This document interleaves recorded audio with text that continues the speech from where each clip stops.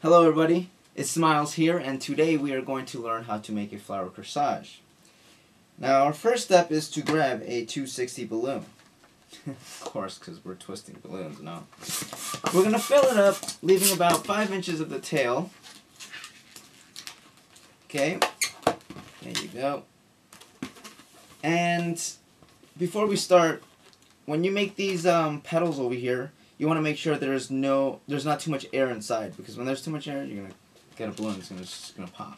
You don't want that to happen, right? So to avoid that, you're gonna give the balloon a nice little, like a squeeze, so that way like the air kind of travels outward or whatever. We're gonna fold the balloon, leaving about like 3 inches on both sides. That should be fine.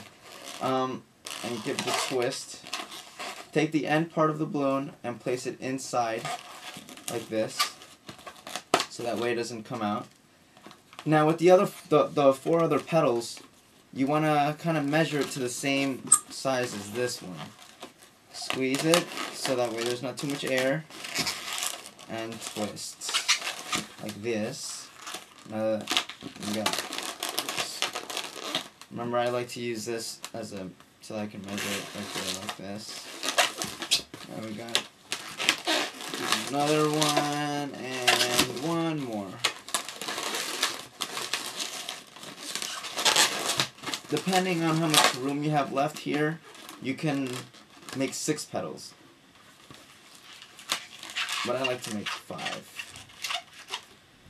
Pop this end like this. Or you could just grab scissors and just kind of pop it off. Take the ends, twirl up a little bit, so that way you have the beginning of that. Grab another 260 balloon, and with this one you're just going to inflate it about 1 inch, not too much, because then if you put too much air in it, it's just you're going to have a deformed flower, and you don't want a deformed flower. We're going to grab the end of the balloon and place it right inside like that. Hold it nice and tight,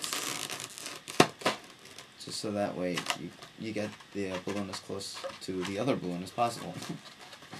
And now you're going to use your middle finger again to place the other side in like that. I like to give this a little twist so that way you get a nice circular balloon bubble. Now we have this left over. Depending on the size of the wrist, you're going to kind of measure this. Now with just like we've been doing, pretty much just put it right inside, give it a couple of turns in there, so that way you have a nice loop and it can fit in whoever's wrist you are putting it on. And there you go.